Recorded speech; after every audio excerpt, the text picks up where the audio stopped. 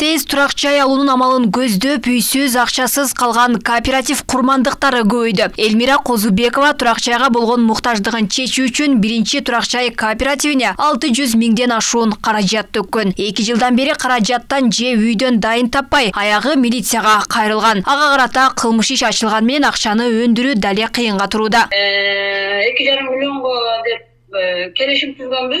2,5 миллионго деп келишим түзүп 620 миң акча төлөнгөн. Бүгүнкү күндө ошол акчанын 32%-тин 21% берилген, 6% калды. Ошол кайрылган кооперативдердин бири бул первый жилищный кооператив, биринчи турак жай деп. Күнгө чейин, азыркы күнгө чейин ошол сот аркылуу тергеп сурап жатышат.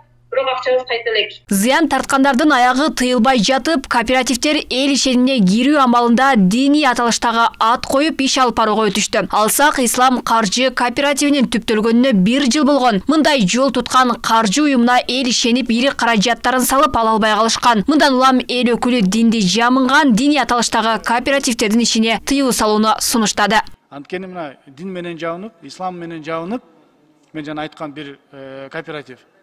Артынан процент менен берилбейт экен деп, керек болсо айыл-айылда молдолор кирип кетиптир ошол жергечи. Молдолорго ишенип, жөнөкөй эл жарандарыбыз, эми молдо киргенден кийин ал биз тем более кире беребиз. Бул действительно аты да ошондой экен. Ислам деп жазылып турат. Ислам болсо исламга баары ишенет да. 90% кыргызстандыктар бүт ислам дининде жүргөн жарандар, мусулмандар. Атына ишенип, бул действительно реалдуу экен. 256 миллион доллар азыр элге карыз экен. Элестетип көрүңүз ошол сумманы эми. Бул дагы бир чоң жана бомба келетат. Ошондуктан ошол сунушту эгерде туура көрсөңүздөр, азыр мыйзамга өзгөртүүнү пакет менен дагы артынан алып келе калайлы. Регистрация кылып атканда мен ойлойм бул конституцияга каршы келбестир. Ислам менен, дин менен жабынса, силер регистрация кылбагыла деген сунушту берет элем.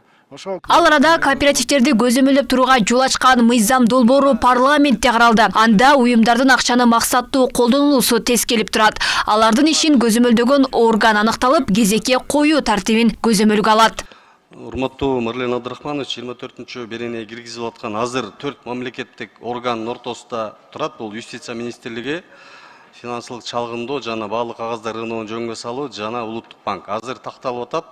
Мыйзам кабыл алынып калгандан кийин биз жобону иштеп баштайбыз. Бул жерде концептуалдуу бул союз кооператив менен жана башка эксперттер менен сунуштап, бул биринчидеги маселе кооперативди 18 жашка толгон жарандар түзө берет да. Кооператив түзүү үчүн Юстиция министрлигинен каттоодон өтүү гана жетиштүү. Аларга карата лицензия алуу же атайын талаптар каралган эмес. Кыргызстанда 6,5 миңдей кооператив бар. Алардын ичинен 162си турак жай уюмдары болуп саналат. Страховой компания ачкандагы талап койгондой эле ошол кооперативди ачып иштетиш үчүн дагы ошол компаниянын өзүнүн баягы банктык эсептеринде ошо 30 миллион сомдон жогору капитал болуш керек дегендей талаптарды койсо, анда кооперативдердин иштери ийгиликтүү болот эле.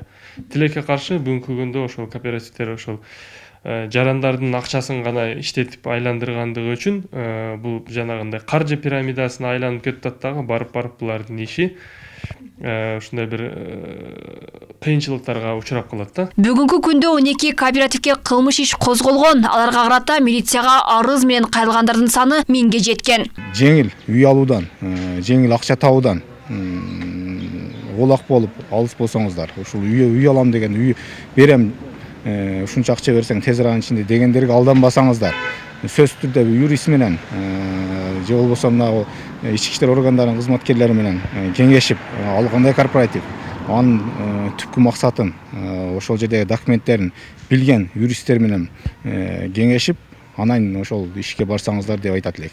Ички иштер министрлигинин маалыматына ылайык, турак жай кооперативдери келтирген чыгымдын жалпы суммасы 833 миллион сомдон ашык. Анын 23 миллион сомдон ашыгы өндүрүлгөн. Укук коргоо органдарына кайрылгандардын көпчүлүгү Элдик групп, Ансар, Ордомурас, Эслайын, Ихсан групп жана ипотека кооперативдерине нааразычылыгын билдирген. Алмагүл Эрке Байгызы, Азам Бузириков, Ош ТВ.